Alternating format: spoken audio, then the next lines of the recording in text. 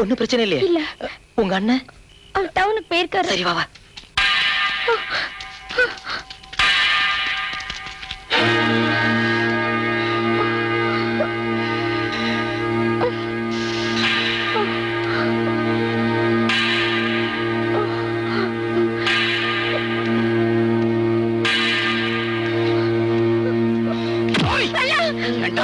உனக்கு எவ்வளவு தைரியம் தான்? ஒண்ணும் தெரியாது என் தங்கச்சி ஏமாத்தி ஊரை விட்டு இழுத்துக்கிட்டு ஓட பாப்பா.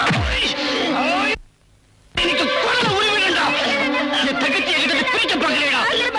எங்க ரெண்டு பேரையும் சேர்ந்தே வெட்டி போச்சு. சேர்ந்து வாழ முடியாது, நாங்க சேர்ந்தே செத்து போவோம். நேத்து வந்த இவனுக்காக உசுர விடுறேன்னு சொல்ற நீ 5 வயசுல இருந்து ஆளாக்குன உன் அண்ணனை மறந்துட்டியாமா?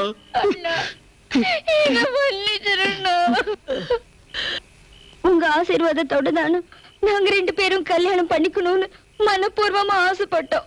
ஆனா நம்ம ஊர் சட்டம் கட்டுப்பாடு இதுக்கெல்லாம் பயந்துதானே உங்ககிட்ட கூட சொல்லிக்காம நாங்க புறப்பட்டுட்டோம். இதோ பாருங்க, உங்க தங்கச்சி நீங்க எப்படியெல்லாம் வாழ வைக்கணும்னு ஆசைப்பட்டீங்களோ அதை விட 100 மடங்கு இவளை நான் சந்தோஷமா வாழ வைப்பேன். என்ன நம்புங்க. 1000 தான் சொன்னாலும் நீங்க இந்த ஊரை விட்டு ஓடிட்டீங்கன்னா என் தங்கச்சி ஓடுகால் தானே சொல்லுவாங்க.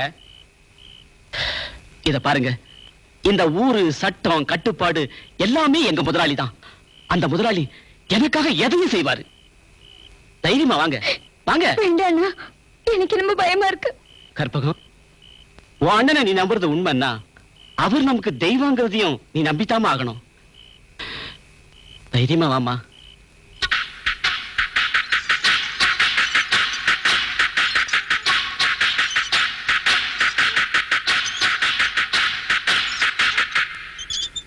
முதலாளி, உங்க மேல இருக்கிற முழு நம்பிக்கையில தான் நான் இவங்களை உங்க முன்னாடி கொண்டாந்து நிறுத்தி இருக்கிறேன். விசிறே, என்னையா விடிஞ்சா பஞ்சாயத்து கூட்டம், மணி அடிக்க சொல்லு.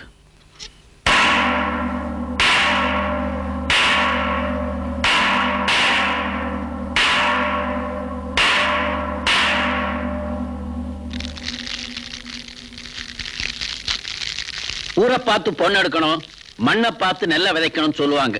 இந்த அணைக்கரையை பொறுத்த வரைக்கும் நம்ம மண்ணையும் பொண்ணையும் அடுத்த ஒரு காலத்தோட விடுறதில்ல. நீங்க நம்ம ஊர் சட்டத்தை பத்தி பேசுறீங்க. முத்திரையை குத்தி நம்ம ஊரு மான மரியாதைக்கு அவமான முத்திரையை குத்திட்டு நம்ம மண்ணுல பிறந்த இந்த பொண்ணை இழுத்துட்டு ஓட பார்த்தானே, இவனுக்கு என்ன தண்டனையா கொடுக்க போறீங்க? அவன் தபால்காரன், ஒரு அரசாங்க உத்தியோகஸ்தன். அவனுக்கு தண்டனை கொடுக்கறதுக்கு நமக்கு அதிகாரம் இல்ல. என்னைய பெரிய அரசாங்க உத்தியோகஸ்தன் கைய விட்டு தபால் புட்டியில கடதாசு இருக்கத்தான் எனக்கு சம்பளம் கொடுக்கறாங்க. ஊர் பொண்ணு கையை பிடிச்சு இழுக்கிறதுக்காக இல்ல. சுத்து வட்டாரத்துல 18 பட்டி கிராமத்திலையும் எனக்கு மதிப்பு மரியாதையும் கொடுக்கறாங்கன்னா அதுக்கு காரணம் நான் பணக்காரன், நான் ஒரு வேலைக்கு சொந்தக்காரன், இந்த ஊருக்கு நாட்டமாக்காரங்கிறதுக்காக இல்ல. இந்த ஊரு பொண்ணுக்கு அவிசாரித்தனம் பண்ணாம கட்டி காப்பாத்துறேன் பாரு, அந்த கௌரவத்துக்காக. ஐயா, இந்த பொண்ணு மேல எந்த தப்பும் இல்ல. அவ ஒண்ணு அவசாரித்தனம் பண்ணல. நான் தான் அவளை காதலிச்சேன். நான் தான் அவளுக்கு ஆசை வார்த்தை காட்டினேன். நான் தான். வாய மூடுறா. இந்த ஊசி இடம் கொடுக்காம நூலு நுழையாதுங்கிறது எங்களுக்கு தெரியும்டா. பேச்சு முத்து, நீ பேசாம இவளை உங்க வாயில எதையும் சொல்லிட்டாதீங்க. தாய் தகப்பு இல்லாத இந்த பொண்ண நான் வணக்க பட்டப்பாடு உங்களுக்கு நல்லாவே தெரியும். எங்களை விட்டுடுங்க, சத்தியமா சொல்றேன். பிறந்த இந்த மண்ணை விட்டு நாங்க போயிடுறோம். எத்தனை ஜன்மம் எடுத்தாலும் இனிமே இந்த பக்கமே திரும்ப மாட்டோம். முதலாளி, அண்ணன் வளப்புல வழி தவறி போயிருக்கலாமே தவிர நெறி தவறி போயிருக்கவே மாட்டேன். அவளுக்கு ஒரு நல்ல வழி காட்டுங்க. ஊருக்கு தெரியாம ஓட துணிஞ்சவள இந்த ஊரே பார்க்கும்படி உடம்புல ஒட்டு துணி இல்லாம திரட்டி விடுங்கடா. அவளை ஒண்ணு பண்ணாதீங்க, அவளை ஒண்ணு பண்ணாதீங்க. என் தங்கச்சி காப்பாத்துக்கையா.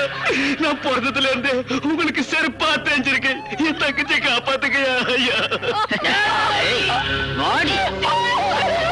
ஐயா, நான் கோயிலுக்கு போனதில்லை, தெய்வத்தை பார்த்ததில்லை.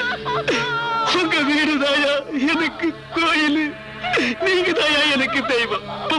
காப்பாத்துங்க. இது உன் தங்கச்சி கொடுக்கிற தண்டனை இல்ல, இந்த ஊர் பெண்களுக்கு ஒரு எச்சரிக்கை.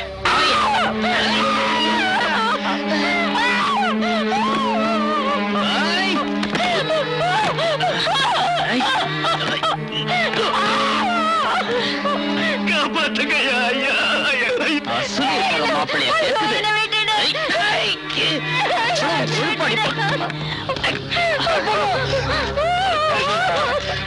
என் தங்கச்சி இப்படி அலங்கோலப்படுறதை விட உங்க கையாலேயே வெட்டி போட்டிருக்கையா? எனக்கு உறவை விட ஊருதான் முக்கியம்.